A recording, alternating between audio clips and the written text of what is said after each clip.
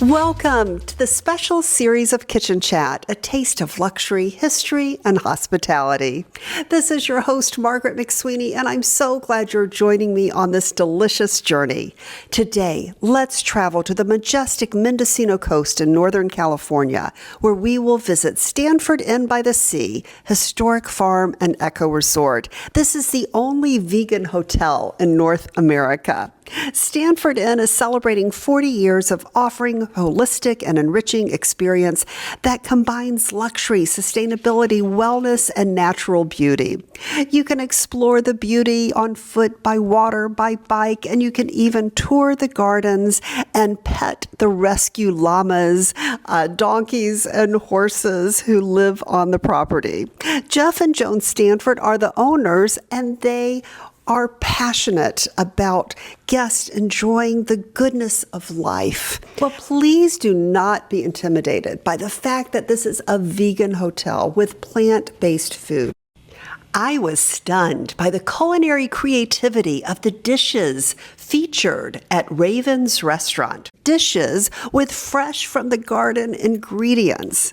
The garden on property has deep historical roots. More than a century ago on the hillside rising above the cliffs forming Mendocino Bay at the mouth of Big River, Chinese gardeners rented parcels of land to grow produce for the logging community of Mendocino.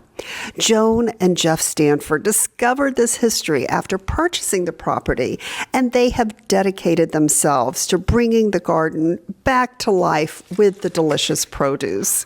In fact, Jeff says we think of ourselves as a garden with an inn rather than an inn with a garden. Join me as we explore the bounty and beauty of Stanford Inn, and let's visit the garden with Jeff Stanford. This is our garden, and this is all, we actually created the garden based on principles that were established in Palo Alto by the ecology action of the Mid-Peninsula founder, and that's a man named John Jevons. We dug the first 5 beds and then by ourselves, and then we had help. We got people to help us do it. And the way we did it is we did double digging, which is taught by ecology action. And that brings a little bit of topsoil up and mixes it with that bottom clay that we're talking about that was stopping things from growing, and this became a very fertile place. And we use absolutely no pesticides, even if they're OMRI specified. In other words, they're acceptable for organic production. No pesticides or herbicides at all. Amazing. So you can see there are potatoes down there, and we have mint there. Mint grows everywhere. That's tree, the tree collards right there. Beautiful. Totally edible. And what dish would you feature something like that in? A tree collard I would probably use in a roll, like with rice and spices. Yes. And roll with it. I personally, I can eat it, you can just pick it and eat it, but they're pretty tough. But cooking them softens them a lot.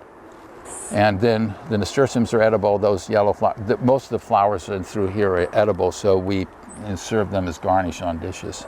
Beautiful. And so has this apple tree always been here? Was this on the property? Oh, I have pictures of it in the 1890s. Amazing. This tree, apples have been growing from this tree since the 1800s. Yeah, well, not just that, Amazing. but all these trees over here, I'm pointing over here, they're pear trees. And those have been, they're winter pears, and they've been growing, and that's a pear tree over there. They've been growing since the same time. They were all planted, and according to the lore in the area, the trees were brought around the tip of South America, around the Horn they call it. Yes. Sure. But this is served on the menu. You use the these? apples we use, yes. Fantastic. Yeah. They'll be in an apple scone in piece, cut up, and they'll be in apple crumbles and stuff like that. And the sunflowers, how are they featured in some of the dishes? Well, we do them for seeds, for the most part, and you can use the petals and stuff. They're all edible, but we also do that as habitat and as food for the birds, and we'll leave them up until they completely clean them all up. I have to mention the restaurant here is Raven's Restaurant. Yeah. Why is it named that? In 1995, we were visiting my dad in Carmel. He lived in Carmel Valley. talking to my wife, and he says, you know, if something ever happens to me, I'm coming back as one of the, he didn't know whether ravens or crows, but I really feel an affinity for these ravens, actually, and I'm coming back as one. That was like April 4th. On May 18th, he died. Oh. On May 31st, the first pair of ravens we'd ever seen here, because it had all been killed, showed up in one of those trees that looked like that. Amazing. And I have a picture of them that I took over the top of the pool, sitting there. Amazing. And this pair, and now there are hundreds, they chose to come back on the 31st of May, 1995. So we named it the Ravens Restaurant. Oh, in honor of your late father. That's beautiful. What a beautiful story. Animals. But anyway, just interesting. This is Pedro's garden, we call it. He's the head of landscaping here. Fantastic. That's him over there. This is traditional Mexican corn, the stuff that's getting to be about 12 feet high. It will reach that. This stuff's American corn, but it's sweeter. This other corn here, you really got to grind up. And that's a tomatilla. Here, you know that when you pull them apart, that's the fruit. Beautiful. Around there, and so they're a member of the tomato family, pepper family, and all. Yes. And then you cook these, and you make tomatilla salsa, or green salsa in Mexican foods. Okay. I'm showing them your tomatillas. Smiley. Yeah. Say cheese. So I'll show you a miracle plant. Sure. It's died off right now. Doesn't look great, but that's a gladiolus. And blooms twice a year, in June and December. Wow.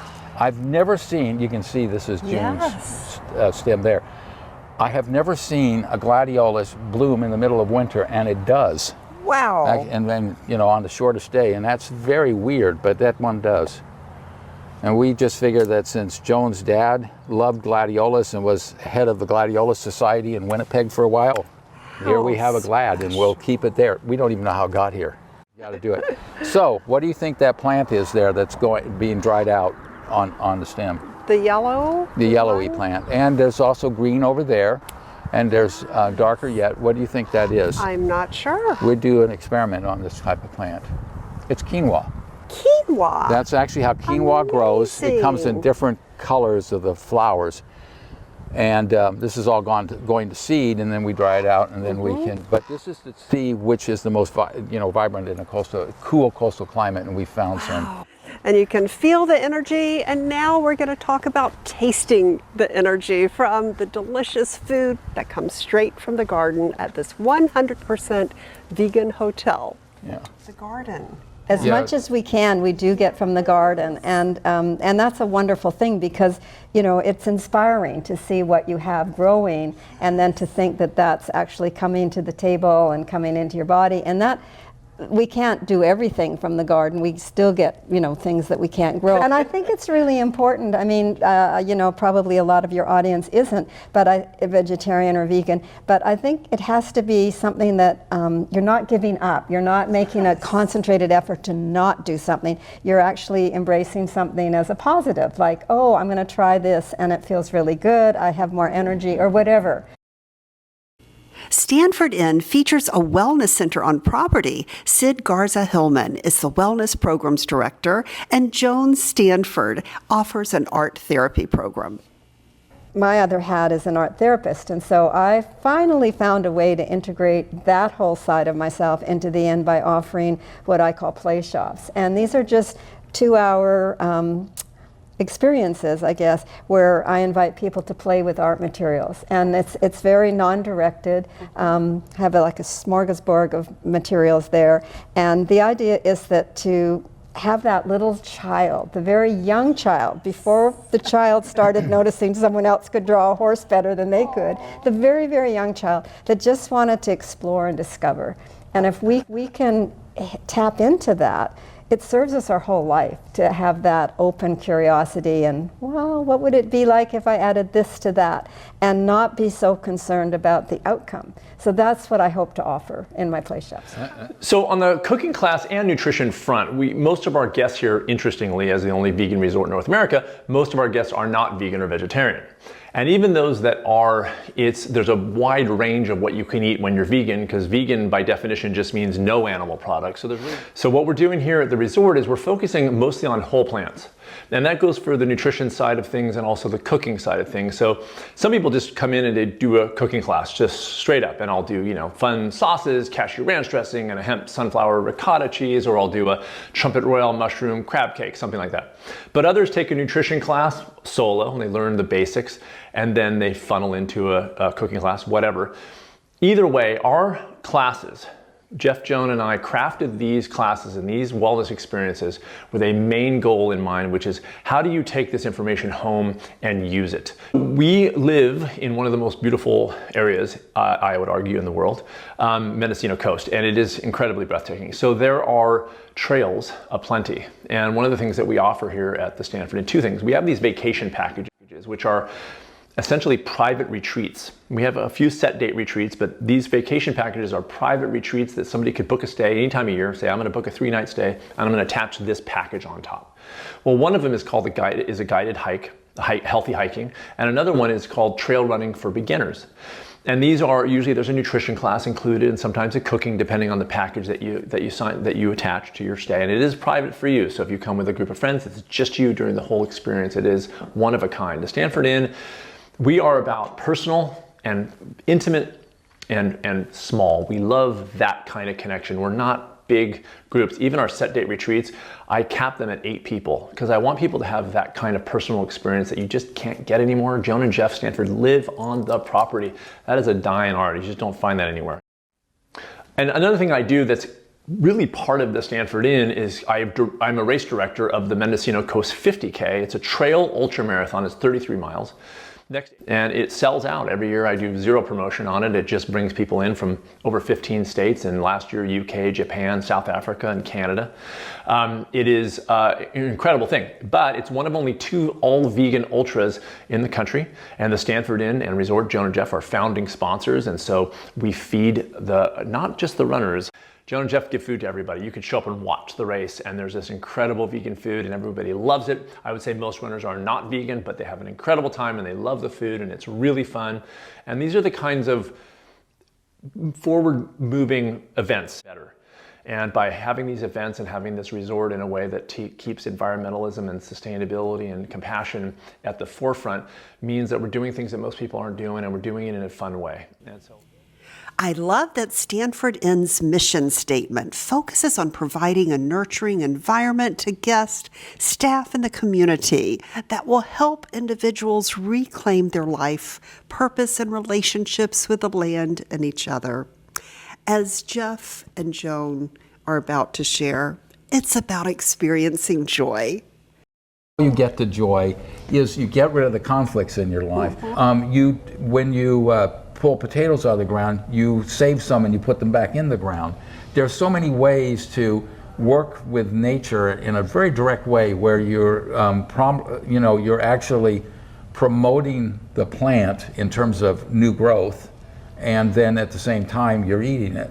Tree falling. And I just wanted to add one thing to when you said about the joy. I think most of us have so much going on in our lives, and and in the world, the bigger world beyond our little bubble world, that is difficult and challenging and worrisome and heavy.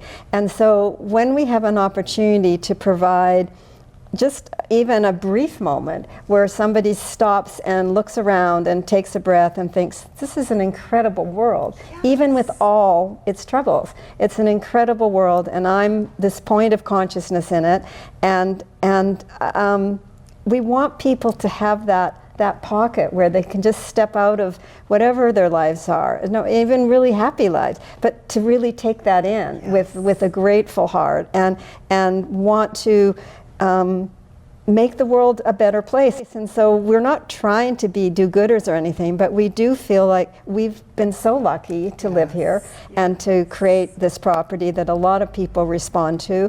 And we want people to come here and leave feeling, like Jeff said, like reinvigorated and like healthier and lighter and joyful. Many thanks to Jeff and Joan Stanford and the staff at Stanford Inn for a gracious and delicious visit.